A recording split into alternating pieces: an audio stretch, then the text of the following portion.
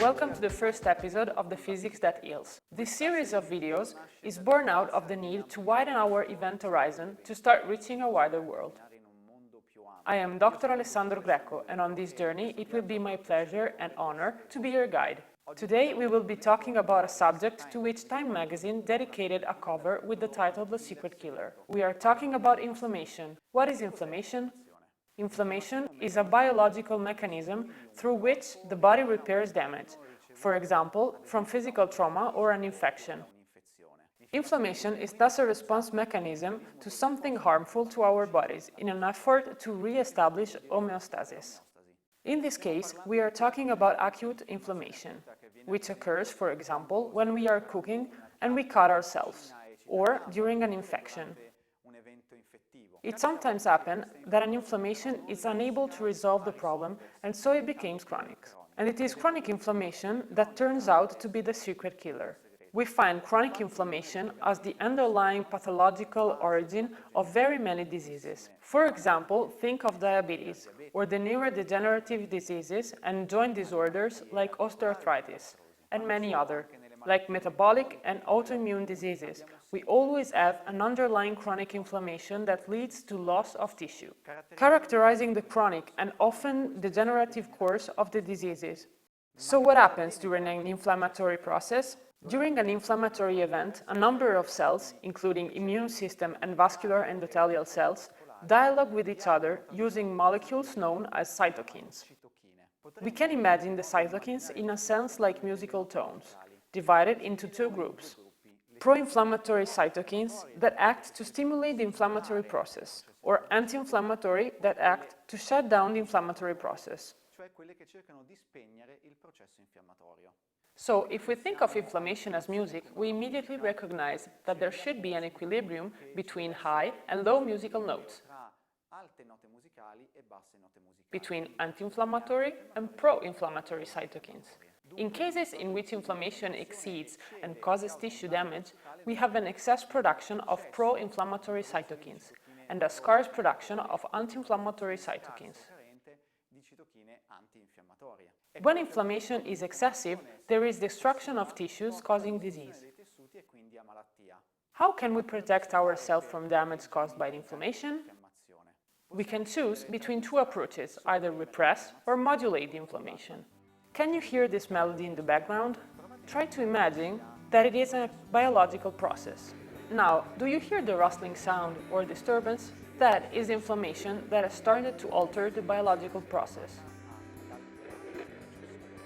We will choose one of our two approaches. Let's choose the approach of repressing the inflammation. We don't hear any more noise, but the background melody has been switched off. This happens when in a context of acute inflammation, we completely shut down the reparatory process of inflammation itself. Instead, we can try the other approach, that of modulating the inflammation, so that we return to hear the melody. The biological process has started working again. This is the function of low-intensity and frequency electromagnetic fields used to modulate the inflammatory process. Extremely low-intensity and frequency electromagnetic fields have the property of modulating the production of pro- and anti-inflammatory cytokines. I will go into just a few more of the technical details. Various studies have shown how the use of the ultra-weak electromagnetic fields have the property of reducing the expression of pro-inflammatory cytokines like TNF-alpha and interleukin-1 beta, interleukin-8, which is very important in inflammatory caused by infection, or interferon gamma. In parallel, it stimulates the production of anti-inflammatory cytokines like interleukin-10 or the adenosine receptors. So the final effect is modulation of the pro- and anti-inflammatory cytokines in favor of the latter, making the biological process positive and recuperative, as we heard at the start. The effect on the cytokines also has very important implication for chronic degenerative diseases. Again, when chronic inflammation is present, for example in autoimmune diseases, there is an excess of inflammatory cytokines leading to tissue damage. It is specifically in the treatment of autoimmune diseases that extremely low-intensity electromagnetic fields find a valuable application in integrated medicine protocols, as happens at the Galeno Hospital in Genoa. In these protocols, the extremely low frequency and intensity electromagnetic fields have the property of acting in combination with the pharmaceutical therapies and other integrated approaches to improve the response to therapy by patients and so enhance their quality of life. Another extremely important application for ultra-weak electromagnetic fields, we might even call it the main application, is the treatment of inflammatory osteoarticular diseases. Think, for example, of arthrosis, which is a disease with chronic inflammation that destroys joint tissue. Here, the application of electromagnetic fields, as documented in the literature, enjoys an excellent level of success. This application of ultra-weak electromagnetic fields provide positive results in the everyday practice at the nursing home where I'm medical director. Another very frequent application in my nursing home is in post-operative contexts, when the inflammation is not chronic but acute.